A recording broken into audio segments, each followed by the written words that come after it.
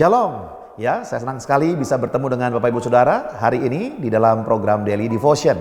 Kita membaca firman Tuhan hari ini di dalam Kisah Para Rasul pasal yang ketiga ayat yang ke-15 sampai ayat 21. Dan saya memberikan judul renungan hari ini, Kuasa Tuhan yang Menyembuhkan. Kita membaca Kisah Rasul pasal yang ketiga ayat yang kedua. Ya, di situ ada seorang laki-laki yang lumpuh sejak lahirnya sehingga ia harus diusung.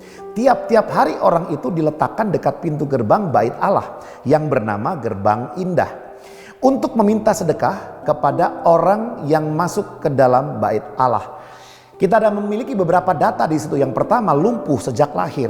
Berarti anak ini dilahirkan lumpuh lalu menjadi orang dewasa dan sampai dewasanya dia tetap lumpuh. Dan dikatakan di situ berarti inilah penyakit daripada lahirnya, ya, bukan karena kecelakaan, bukan karena dipukul orang, tapi lahir dalam keadaan lumpuh. Kemudian dia diusung tiap hari, berarti di situ ada orang-orang, beberapa orang yang memang sudah mempunyai rutinitas untuk membawa dia. Dan di gerbang bait Allah dia berada sebagai seorang pengemis.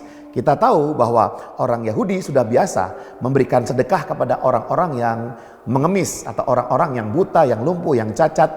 Dan biasanya mereka orang-orang seperti itu yang meminta uang itu standby-nya ada di depan pintu gerbang bait Allah atau di pintu masuk sebuah kota atau pintu keluar sebuah kota atau tempat-tempat rohani di mana ada kegiatan-kegiatan keagamaan diadakan.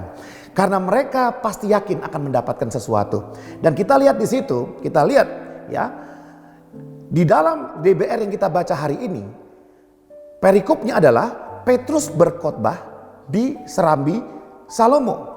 Lalu kemudian ayat ke-12, ya, Petrus melihat orang banyak itu lalu berkata, apa yang Petrus katakan? Hai orang Israel, mengapa kamu heran tentang kejadian itu? Dan mengapa kamu menatap kami seolah-olah kami membuat orang ini berjalan karena kuasa atau kesalahan kami sendiri? Apa yang terjadi? Oh, ternyata dari pasal yang sebelumnya kita bisa membaca ketika orang lumpuh itu meminta-minta di depan pintu gerbang bait Allah. Kemudian Petrus berkata, aku tidak punya emas, aku tidak punya uang, tidak punya harta, tapi yang kupunya akan kuberikan kepadamu. Apa yang Petrus punya?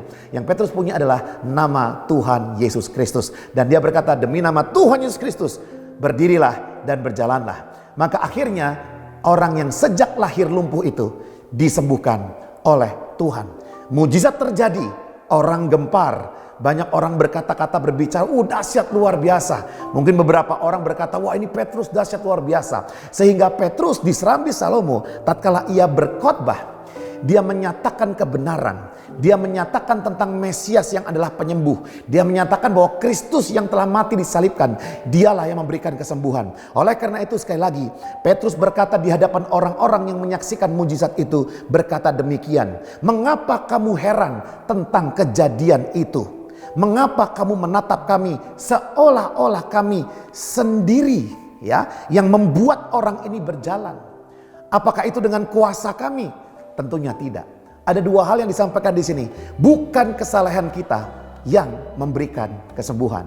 Sekali lagi, yang memberikan kesembuhan bagi orang itu bukan kesalahan Petrus. Sama halnya dengan kita. Kalau kita berkata bahwa Pak, kalau saya mau hidup penuh dengan mujizat, maka saya perlu hidup dengan kesalehan. Ketika saya mau mendoakan orang supaya orang sembuh, maka saya harus hidup dengan saleh. Saya setuju, kita perlu hidup dalam kebenaran. Tetapi bukanlah perilaku benar kita yang mendatangkan kuasa Tuhan. Bukanlah kebaikan hati kita yang mendatangkan kuasa Tuhan. Kita tahu bahwa Tuhan berkuasa untuk menolong, menyembuhkan siapapun orang yang percaya kepada Dia. Sehingga hari ini jika engkau melayani Tuhan, jangan sampai pelayanan kita dibangun di atas kesalehan kita, tapi pelayanan kita dibangun di atas kuasa Tuhan, kasih karunia-Nya yang akan menolong kehidupan kita. Dan yang kedua, kuasa Tuhanlah yang memberikan kesembuhan. Hari ini jika engkau butuh pertolongan, butuh mujizat, butuh kesembuhan, datanglah kepada Tuhan dan mintalah kuasa-Nya menjamah kehidupan Anda. Saya percaya kuasa Tuhan dulu, sekarang, selama-lamanya tetap sama. Mari kita berdoa. Terima kasih Tuhan, kami berdoa sama seperti Engkau memberikan kesembuhan kepada orang yang lumpuh tersebut. Maka kami percaya tidak ada yang terlalu mustahil bagi Tuhan. Semuanya mungkin. Pulihkanlah hidup kami ya Tuhan lewat kesembuhan yang Tuhan berikan atas kuasa-Mu, atas anugerah-Mu. Di dalam nama Yesus kami berdoa dan kami percaya. Haleluya. Amin.